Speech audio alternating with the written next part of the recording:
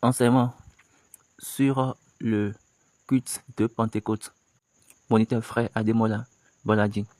La Pentecôte, le dernier des 10 piliers donnés à l'église du christianisme céleste par notre père révérend Samuel Bilo Joseph Ochofa, le 5 avril 1985. C'était son dernier vendredi saint, son dernier culte du vendredi saint qu'il avait fait avec nous avant d'aller dans l'au-delà. Donc la Pentecôte est officiellement marquée par la descente du Saint-Esprit. Comme je l'ai déjà dit, du 6 au 10e sont 1. Du 6e pilier au 10e sont 1. Mais chacun est. La façon dont les choses se passent, comme à l'ascension, on avait dit que l'ascension donne le niveau élevé de la position. Donc la puissance qui travaille en nous travaille depuis le séjour de la mort jusqu'au lieu plus haut. On a dit dans les hauteurs. Donc vous, en tant que chrétien, vous êtes scellés à l'ascension. Comme je l'ai déjà dit dans le processus, quand il a fini son travail, comme la Pentecôte est le 50e jour. On a 40 jours. La Pentecôte est le 50e jour. 40 jours a été donné. 50 jours. Le 50e jour, il a déjà fini. Et il a déjà défendu nos cas devant le Père, tout en présentant son sang contre le sang des agneaux, des brebis pour nous. Le sang, le sang que le Père honore le plus, le sang dont on avait besoin pour notre salut. Donc, aussitôt que ce sang-là est présenté, là, il est obligé de nous sanctifier et de nous mettre dans le vêtement royal. Étant le roi, le vêtement des sacrificateurs royaux, ou bien le vêtement du sacrificateur royal, le roi et le souverain sacrificateur, en sa présence, et assis à son lieu, dans son lieu. Et quand vous regardez cela, la manière dont Dieu le fait, c'est quand Aaron finit avec le travail de l'autel à l'intérieur, là où il va pour faire son travail par an, chaque année, il doit porter son vêtement. Et Dieu a dit que ce vêtement doit être décoré. On a une crochette et quelque chose, ainsi de suite, jusqu'à ce que ça va tourner, ça soit autour du vêtement, jusqu'à la fin du vêtement. Donc, aussitôt que Aaron prend ce vêtement, le son des crochettes est entendu par ceux qui sont à l'extérieur, là où la congrégation attendait. Maintenant, quand Jésus a fini l'opération au devant du Père, en prenant son vêtement royal, le vêtement du sacrificateur, qu'est-ce qui se passe? Actes des Apôtres, chapitre 2, donne la même représentation. Actes 2, verset 1. Le jour de la Pentecôte, ils étaient tous ensemble dans le même lieu. Tout à coup, il vint du ciel un bruit comme celui d'un vent impétueux, et il remplit toute la maison où ils étaient assis. Des langues semblables à des langues de feu leur apparurent séparées les unes des autres, et se posèrent sur chacun d'eux. Et ils furent tous remplis du Saint-Esprit, et se mirent à parler en d'autres langues, selon ce que l'Esprit leur donnait d'exprimer. On va dire, oh mon Dieu, c'est sérieux. La même représentation, c'est-à-dire la même chose. Donc, Aaron prend le vêtement qui est rempli de crochettes ou bien de croches. Donc, quand il prend ça en même temps, il y a les crochettes là qui commencent à sonner. Glong, glong, glong. Donc, là, on entend le son. Et le son va à l'extérieur. Et quand l'Israël entend le son, lorsque Aaron était en train de prendre son vêtement, ils disent, maintenant, nous le savons. Il y a de l'espérance pour les personnes. Dieu n'a pas rejeté son sacrificateur. Dieu n'a pas rejeté son souverain sacrificateur. Autrement dit, les personnes de cette année sont acceptées. Là, c'est ce qui fait La Pentecôte, c'est la démonstration de la Pentecôte. En acceptant votre sacrificateur, montre l'acceptation des personnes au devant de Dieu. Donc, qu'est-ce qui montre que le sacrificateur est accepté? C'est quand il finit et il revient et il prend son vêtement. Le son est répandu juste à travers et les crochettes. Vous savez bien. Et quand il entre, il dépose d'abord ce vêtement-là et par terre. Et il va maintenant pour faire son office. Okay, les personnes, elles n'étaient pas sûres. Donc, tu dois nécessairement prendre le vêtement quand tu finis. Donc, s'il y a vraiment un son depuis l'intérieur et le son de l'intérieur va au dehors, les personnes sont sûres. Et là, ils pourront dire que il est vivant. Et comme il est vivant, certainement, il y a de l'espoir. Il y a de l'espérance. Dieu a accepté le sacrifice de tes mains.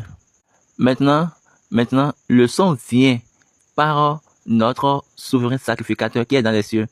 Le son vient du sacrificateur souverain des cieux. Et le son sonne et ça fait du bruit vers nous qui sont au dehors, à l'extérieur, c'est-à-dire sur la terre. Est-ce que vous comprenez? On a dit le ciel et le ciel des cieux. Le ciel des cieux. Donc là, on va en train de faire une comparaison que le ciel des cieux, c'est ça le lieu le plus élevé à l'intérieur. Est-ce que vous comprenez? Maintenant, quand il prend son vêtement et le dehors, mais l'extérieur qui est la terre, entend le bruit, le son. Ils ont dit, quand le jour de la Pentecôte était totalement arrivé, le 50e jour, le jour du 50e est totalement fini. Donc, il a fini toutes choses qu'on doit faire. Donc, nous voulons maintenant voir la semence. Donc, quand vous plantez une semence, donc, 50 jours en Dieu donne de naissance produit. Donc, c'est pour ces raisons qu'il avait planté. Allons dans Jean 12, à partir du verset 23. Jésus leur répondit, « L'heure est venue où le Fils de l'homme doit être glorifié. En vérité, je vous le dis, si le grain de blé qui est tombé en terre ne meurt, il reste seul. Mais s'il meurt, il porte beaucoup de fruits. » Je ne peux pas dire, oh mon Dieu, regardez comment Jésus était en train de parler. Il donne de fruits.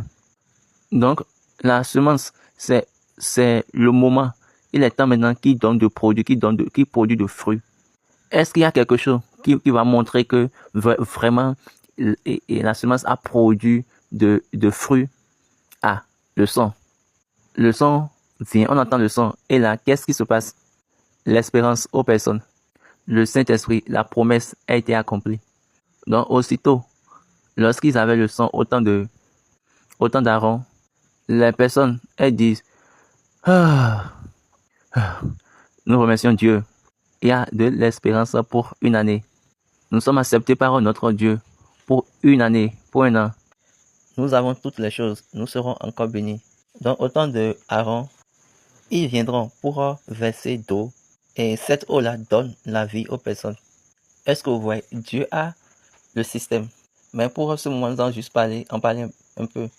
Donc, Dieu a donné la même chose à SB Joshua, que nous devons honorer le jour.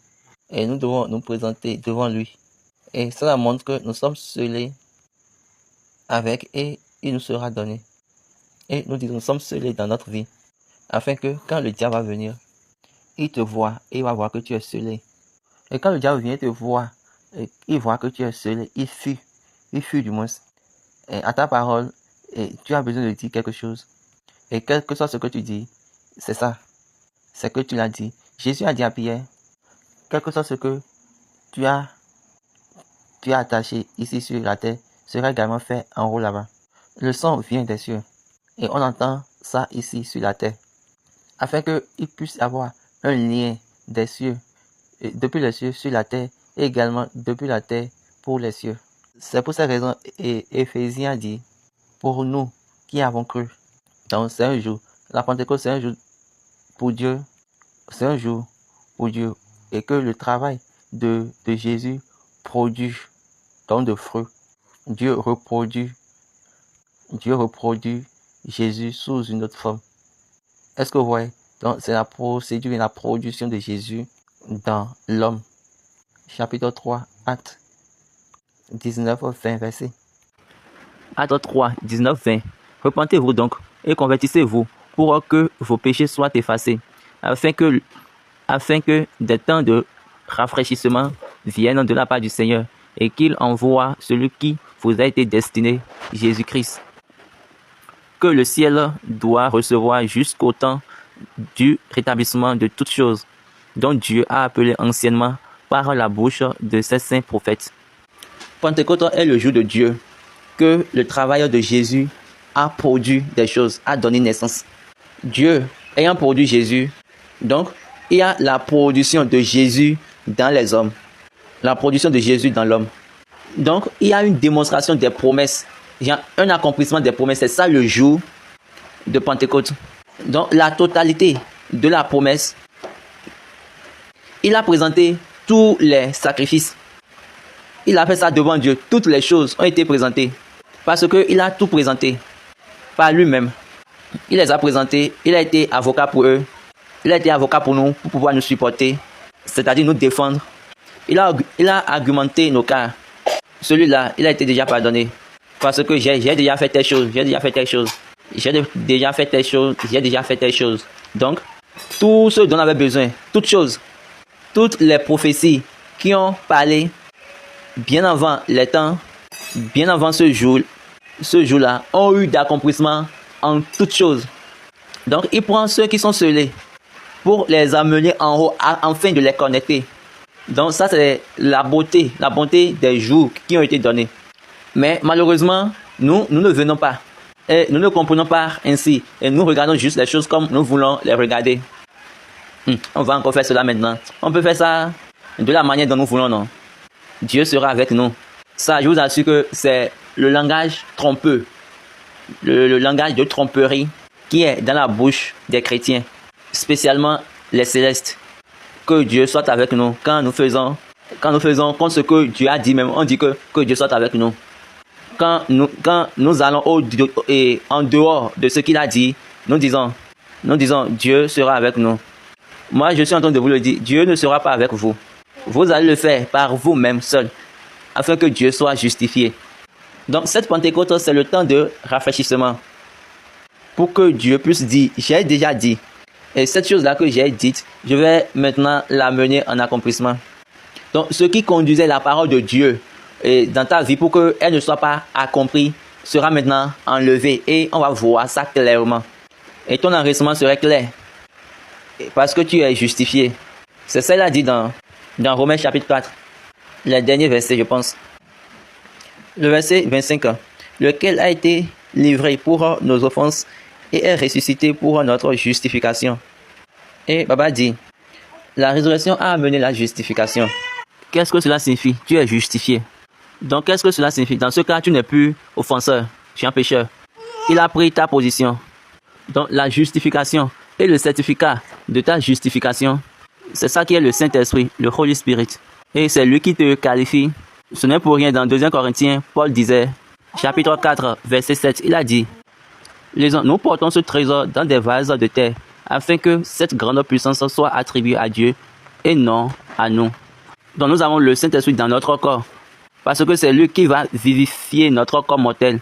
Afin que la grandeur de la puissance, afin que la grandeur qui soit dans la puissance sera pour Dieu, non pas pour nous. Donc vous voyez, quand vous avez le Saint-Esprit, si vous avez le Saint-Esprit, vous ne pouvez pas dire, ah, regardez, je guéris, je fais des miracles. Donc quand vous avez le Saint-Esprit, vous ne pouvez pas dire, moi, je guéris, je fais des choses, je ressuscite les morts. Mais vous allez dire plutôt, Dieu, à travers moi. Est-ce que vous comprenez? Donc il a incorporé son trésor, c'est-à-dire capsuler son trésor dans le Saint-Esprit, le Holy Spirit, pour pouvoir le mettre dans votre corps mortel. Écoutez bien, le corps dans lequel le Saint-Esprit vit ne sera pas malade. Romains 8, allons au verset 9, il a dit, lisons, pour vous, vous ne vivez pas selon la chair, mais selon l'Esprit. Si du moins l'Esprit de Dieu habite en vous, si quelqu'un n'a pas l'Esprit de Christ, il ne lui appartient pas. Et si Christ est en vous, le corps est vrai, est mort à cause du péché, mais l'Esprit est vie à cause de la justice. Et si l'Esprit de celui qui a ressuscité Jésus d'entre les morts habite en vous. Celui qui a ressuscité Christ d'entre les morts rendra aussi vie à vos corps mortels par son esprit qui habite en vous. Nous ne sommes pas en chair, dans la chair, mais plutôt en esprit. Regardez bien Paul, comment il utilise les mots. Il a dit, Paul sait bien choisir les mots. Et ici, il est en train de jouer avec les mots. Et ici, l'Esprit de Dieu habite en vous. Et après, si aucun homme n'a l'Esprit de Christ, cette personne-là n'est pas de Dieu. Maintenant, il dit, si Christ habite, ou bien si Christ demeure en vous, regardez bien, il a dit, allons au commencement, il a dit, vous n'êtes pas dans la chair, mais plutôt dans l'Esprit. Et après, il continue, il dit, si l'Esprit de Dieu est en vous, et il revient encore, il dit, si quelqu'un n'a pas l'Esprit de Christ, là, ici, on a encore un autre esprit, qui est l'Esprit de Christ, l'Esprit de la résurrection. Quand on dit l'Esprit de Christ, là, on parle de l'Esprit de la résurrection. N'est pas en lui. On veut dire, si ce que vous avez n'est pas venu de la mort, tout homme meurt. C'est pourquoi ils ont dit, c'est pourquoi il a dit, si vous croyez en moi, même dans la mort, ou bien étant mort, ressuscitera encore. Est-ce que vous voyez l'Esprit de Christ, l'Esprit de la résurrection? Maintenant, si Christ demeure en vous, on parle de Christ ici, la personnalité de la résurrection maintenant demeure en vous. Le corps est mort à cause du péché, mais l'esprit est vivant à cause de la justice de Dieu. L'esprit est vivant, mais l'esprit vit à cause de la justice de Dieu qui a été proclamée. Suivez bien le verset 11. Et si l'esprit de celui qui a ressuscité Jésus d'entre les morts habite en vous, celui qui a ressuscité Christ d'entre les morts rendra aussi la vie à vos corps mortels par son esprit qui habite en vous. Si l'esprit de celui qui a ressuscité Jésus d'entre les morts habite en vous, voici le supérieur, qui a ressuscité Christ d'entre les morts, va également vivifier, va encore donner de vie votre corps mortel. Oh mon Dieu, j'aime juste ça. Est-ce que vous comprenez? Vous êtes scellés avec l'esprit du moins. Ce n'est pas pour rien, avant de partir, il a assemblé ses disciples et il a dit, ma paix va rester avec vous. Je vous donne ma paix.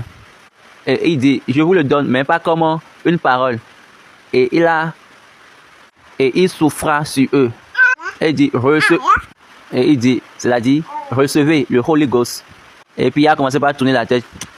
Moi, je ne peux pas recevoir cela. Il n'y a pas d'argent.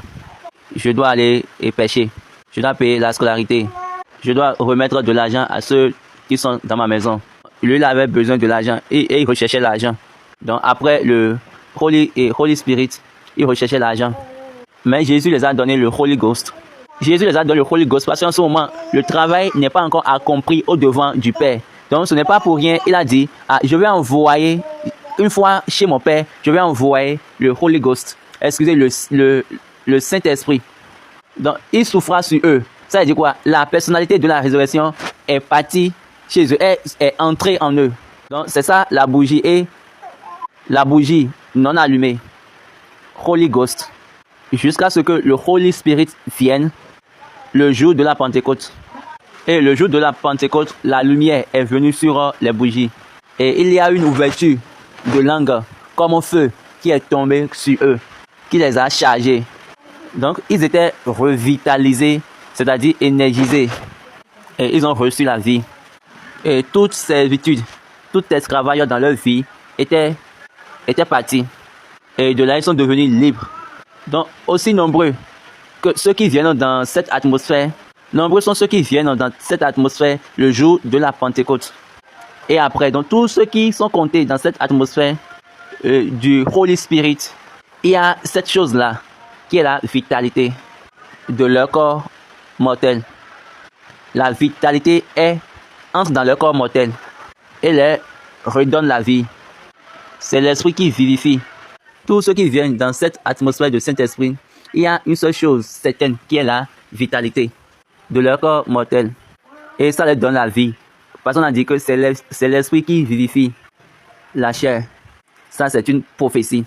Et on dit ceux-là sont esprits et ils sont vivants. Ce n'est pas pour rien quand SBJ Oshofa finit ça ce jour-là. il a levé ses mains et il a dit, devant les cieux et devant la terre, toutes les choses qui m'ont été données, je les ai données et je n'ai gardé aucune chose. Que Dieu nous bénisse. Amen.